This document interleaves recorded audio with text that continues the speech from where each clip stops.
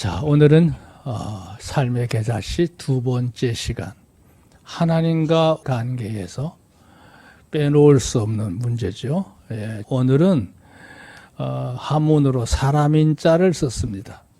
그러나 호칭할 때는 그냥 사람이에요. 사람. 우리 성경에도 그렇지만 이 사람에 대한 호칭이 크게 세 가지가 있는데요. 1차적으로는 사람이고요.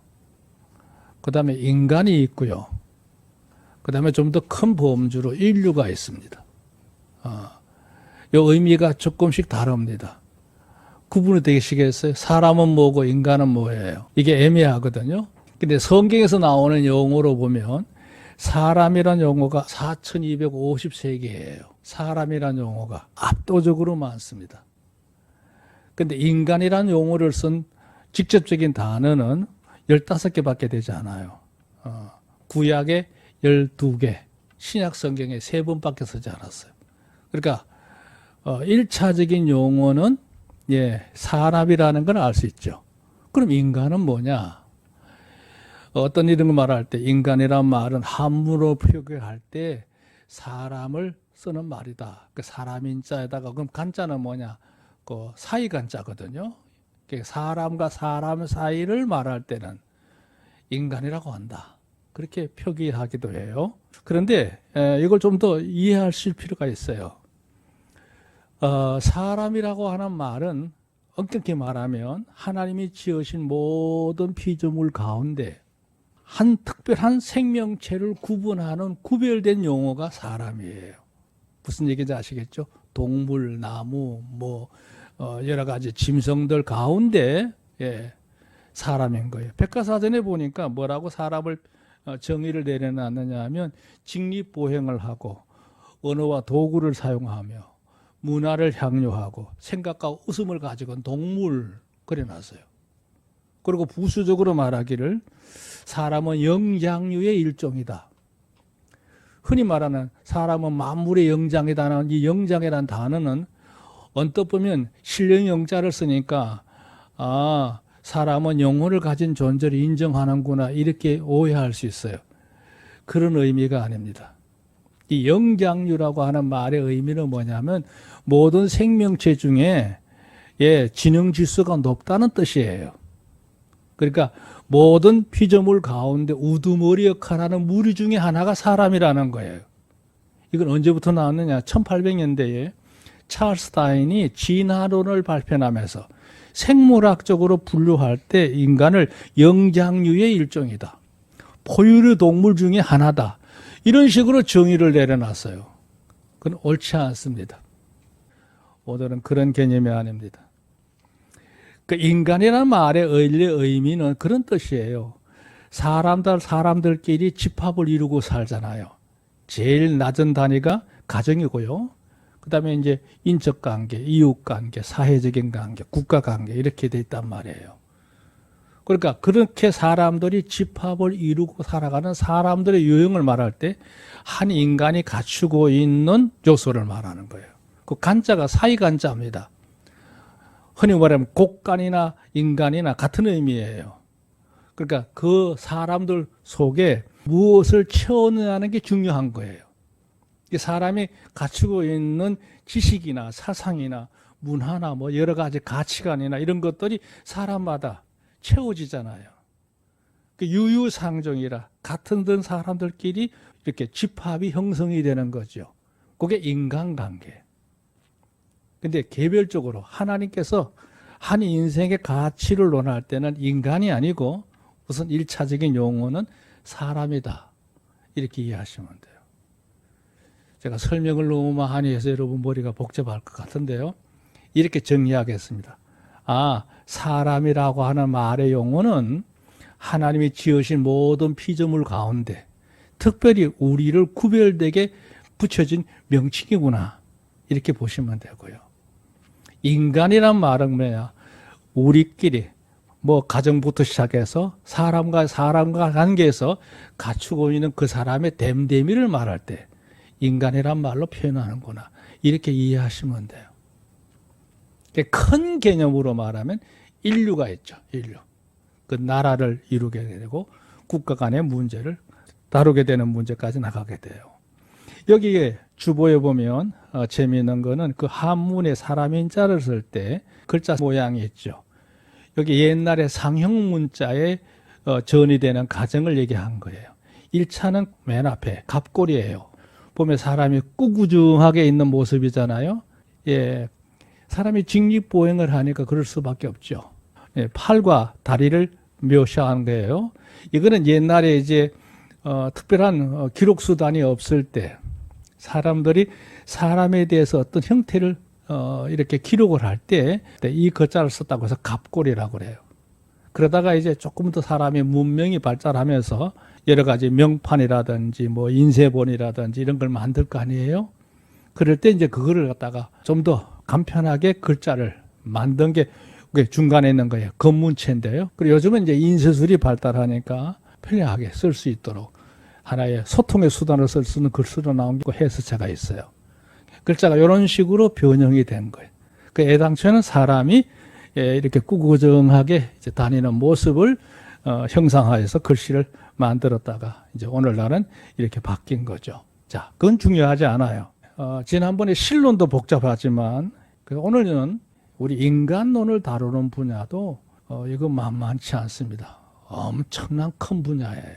근데 그 많은 분야 다 제쳐두고 1차적으로 성경에서 말하는 사람이라는 존재가 무엇인지 여러분 개개인의 나에 대한 하나의 가치를 바로 정립하는 말씀으로 정리하도록 축소하겠습니다. 그래서 오늘 제목이 그예요. 사람, 너는 도대체 누구냐는 거예요. 예, 우리 정체성을 돕기 위해서 오늘 말씀을 준비했습니다.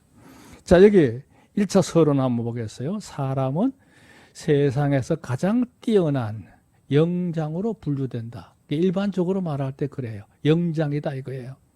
그렇게 생각을 하고 말도 하고 노래도 하고 웃음도 짓고 무엇을 만들어낼 수 있는 그런 능력을 가지고 있는 뛰어난 존재다 이거죠.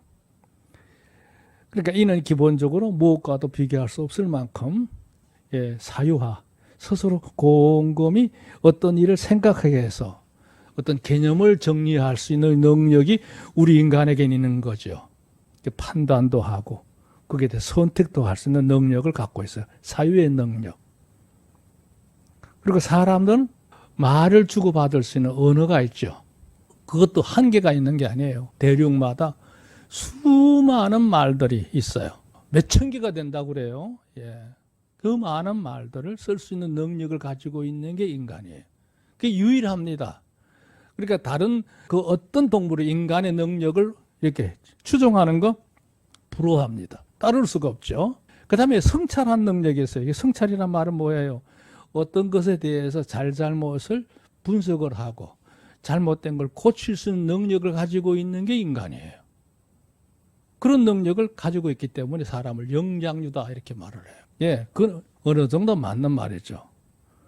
그래서 자신이 추구하는 가치를 따라서 고찰을 하게 되고 변개, 바꿀 수가 있고 그걸 계속 축적을 해서 능력을 강하게 채울 수가 있는 능력을 가지고 있죠. 그렇게 해서 사람은 지식과 문화와 이념을 끊임없이 이제 만들고 발전을 시키면서 오늘날 이 땅의 삶을 향유하고 있는 집합체다. 이렇게 말한 게 일반적인 개념이에요. 근데 이것만 중요한 게 아니잖아요. 자, 오늘 우리는 두 번째 문단에 관심을 가지고 있길 바랍니다. 하지만 사람은 그런 일반적인 분류법으로만 그치는 게 아니에요. 그게 중요합니다. 사람은 일반 피조물들과 단순한 비교 차원을 넘어서 특별한 존재입니다. 다시 말해서 특수한 존재예요. 인간은 일반 생명체들과는 전혀 다른 거죠. 왜 그러냐? 이유가 있어요. 그것은 곧 세상을 창조하신 하나님께서 마지막에 인간을 만드셨잖아요. 그를 구별되게 만드신 거예요. 왜? 아주 특별한 목적을 두시고 또 인간을 형성하고 있는 구성체 자체가 일반 동물들과는 전혀 달라요. 그리고 인간에게는 하나님 다음으로 아주 막중한 권한을 부여해 주셨어요. 이 권한은 우리 인간만 갖고 있어요. 다른 그 어떤 동물도 갖고 있잖아요. 몸집으로 비교하면 동물들에게 10분의 1도 안 될 만큼 작은 몸집을 갖고 있는 게 인간이에요. 며칠 전에 미국의 해안가에 향유고래라고 하는 고래가 떠내려와서 이렇게 죽어 있는 거를 관계당국이 그걸 건져내 가지고 해부를 해봤더니 그 고래가 어느 정도 크냐? 몸무게가 놀라지 마세요. 100톤이랍니다. 그럼 우리는 거기에 대해서 1000분의 1이 됩니까? 안 되는 거죠. 그런데 그 고래를 끄집어내서 이렇게 해부를 해봤더니 고기를 잡는 거물도 들어있고 부표도 들어있고 이게 이제 이장 안에 꽉 차가지고 더 이상 이제 이 고래가 살 수 없는 상황이 돼서 죽은 걸 발표하는 걸 봤는데요. 몸집을 비하면 인간은 보잘것없어요. 그래도 그 고래를 잡을 수 있는 능력이 우리 인간에게 있음을 믿으시기 바랍니다. 그뿐만 아니에요. 하나님과 똑같은 같은 채널을 가지고 있어요. 그래서 영과 혼과 몸으로 이루어진 존재이기 때문에 인간은 아주 특별한 존재고 또 구성체 자체가 특수한 존재다 하는 걸 알 수 있어요. 따라서 최우선적으로 우리가 제대로 나라고 하는 자체에 대해서 제대로 인식을 해야 되고 내 가치가 얼마나 놀라운 걸 알아야 되고 또 내가 존재하게 된 그 이유, 목적, 그 창조자가 바랬던 그 간절한 소원이 무엇인지를 바로 깨닫는 게 중요하다는 거죠. 이게 인간에 대한 바른 이해의 가장 중요한 요소예요. 그걸 이름하여 뭐라고 하느냐? 자아정립이라고 그래요. 자아정립. 이 중요합니다. 자, 오늘 본문의 말씀을 보면 한때 참 전 세계에서 가장 화려한 삶을 살았고 막강한 권력을 가지고 있었고 그야말로 참 전무후무하다 할 만큼 인생에 많은 걸 누렸던 한 인물의 통한의 고백과 그 간절한 탄원을 우리가 보는데 바로 전도서입니다. 솔로몬이죠. 솔로몬의 한 예를 보려고 그래요. 여기 1번 그랬어요. 솔로몬은 이 세상을 살다간 사람들 중에 최상의 부귀영화를 누린 수혜자 중에 대명사다 그랬어요. 그렇죠? 솔로몬 하면 빼놓을 수 없는 게 바로 그런 요소예요. 솔로몬은 정말 대단한 인물이에요. 그 세상의 부귀영화의 대명사가 바로 솔로몬이죠. 뭐 중국의 진시 황제를 얘기하기도 합니다만 그건 잽도 안 되는 얘기고요.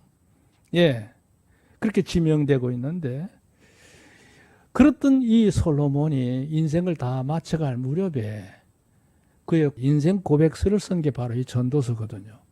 그 1장부터 12장까지 돼 있잖아요. 그걸 쭉 읽어보면 그 누구와 비교해 봐도 조금도 빠지지 않는 그런 엄청난 큰 사람이 어떤 사람이 여기에 많은 걸 담고 있어요. 그 솔로몬은 누구냐? 지략이 뛰어난 사람이었고 건세가 막강했고 국력은 더 말할 거 없죠. 이스라엘 역사 5,000년 역사 가운데 다윗 왕 때는 전쟁의 시대였고 솔로몬 시대에는 평화의 시대였거든요. 태평성대를 누렸던 세월이 그때가 유일했다고 해요. 그만큼 강한 나라였다는 거죠. 자, 2번 중요한 거. 솔로몬은 통일 이스라엘 성군이었던 다윗의 아들이니까요. 뒤를 이어서 절대적인 이세를 떨치는 왕이 됐습니다. 그래서 지중해를 통해서 무역도 하고 홍해를 통해서 아카바만을 통해서 무역을 해서 인도라든지 동남아시아 지역까지 해상로를 펼치면서 참 많은 것들을 축적했던 대단한 대상이에요. 뿐만 개인적으로 시도 잘 쓰고 미적인 감각도 있고 지혜도 뛰어난 사람이야. 그러니까 그는 문인이기도 하고 예술가이기도 하고 현자이기도 한 거예요. 어때요? 빠짐이 없죠? 그것만 아니에요. 3번 보세요. 솔로몬은 이러한 능력을 가졌음에도 불구하고 그 인생 말년에 자신의 삶을 돌아보면서 남다르게 누렸던 그 많은 소유, 또 이세, 성취, 우리가 아까 읽었던 본문 3장 말고 그 앞장 2장만 읽어보면요, 솔로몬이 그가 살아가는 동안에 자기는 마음에 하고 싶은 거 다 했다는 거예요.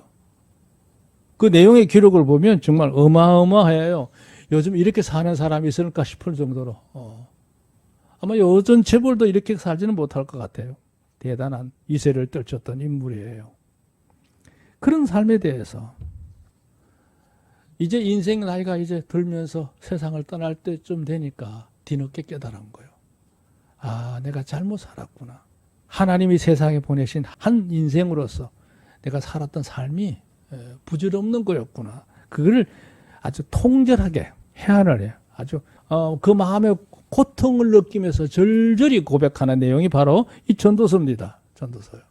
그러면서 이제 후회하는 거죠. 내가 왜 그렇게 살았을까? 왜 그렇게 삶을 낭비했을까? 내가 좀 더 의미 있는 일에 왜 살지 못했을까? 그런 이제 해안의 말로 열거하다가 나중에 마지막에 권고하는 장면이 바로 12장에 나오죠. 그래서 전도서를 쭉 읽어보면 인생을 사는 데 있어서 한 번쯤 반드시 짚고 넘어가야 될 문제로구나 하는 걸 알 수 있어요. 자, 4번 보세요.